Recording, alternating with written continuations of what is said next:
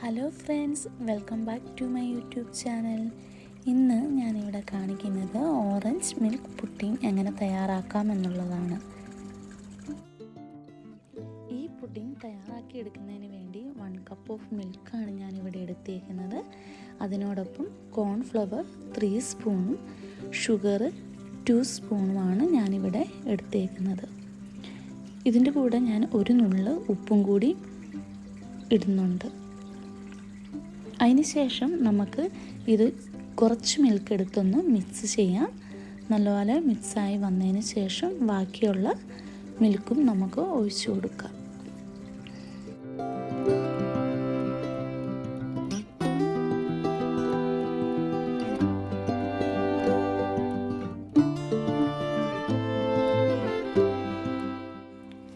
പാനൊന്ന് ചൂടായി വരുമ്പോഴത്തേക്കും നമ്മൾ റെഡി ചെയ്ത് വെച്ചിരിക്കുന്ന ഈ മിൽക്ക് നമുക്ക് ഒഴിച്ചു കൊടുക്കാം.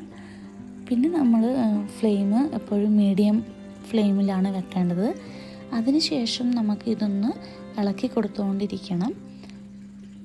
കുറച്ച് ചൂടായി ഒക്കെ വരുമ്പോഴത്തേക്ക് ഇതൊന്ന് കട്ട പിടിച്ച് വരാനായിട്ട് തുടങ്ങും. അന്നേരം നമുക്കിതൊന്ന് സ്മൂത്തായി വരുന്ന ആ ഒരു സ്റ്റേജ് ആകുമ്പോഴത്തേക്കും നമുക്കിത് ഏകദേശം ഈ ഒരു സമയത്തേക്കും നമുക്ക് നിർത്താം കേട്ടോ. ഇനി നമുക്ക് ഈ ചെറു ചൂടോടെ തന്നെ ഒരു കണ്ടെയ്നറിലോട്ട് നമുക്ക് സെറ്റ് ചെയ്ത് വെക്കാം കേട്ടോ. ഇനി ഞാൻ ഇവിടെ എടുത്തേക്കുന്നത് 2 ഓറഞ്ചിൻ്റെ ജ്യൂസാണ്.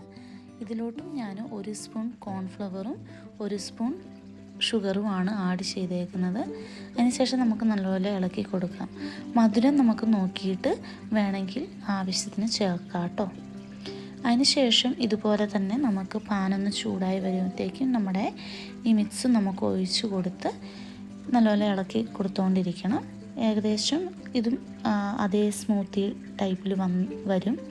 ആ സ്റ്റേജൊക്കെ ആകുമ്പോഴത്തേക്കും നമുക്ക് ഇതൊന്ന് ചൂടോടെ തന്നെ നമ്മുടെ നേരത്തെ എടുത്തു വെച്ചിരിക്കുന്ന അതിലോട്ട് നമുക്ക് ഒഴിച്ചു കൊടുക്കാം.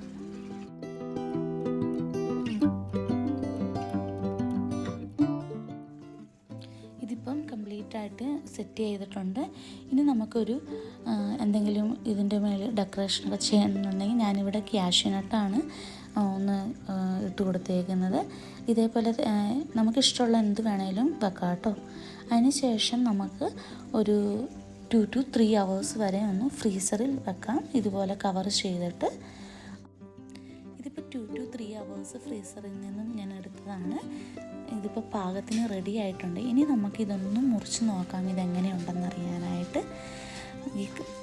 ഇത് നല്ല സോഫ്റ്റ് ആയിട്ടുണ്ട്, അതുപോലെ വളരെ ടേസ്റ്റി ആയിട്ടും ഉണ്ട് കേട്ടോ നമ്മുടെ ഈ പുഡിങ്. അന്നേരം നിങ്ങളും ട്രൈ ചെയ്ത് നോക്കണം.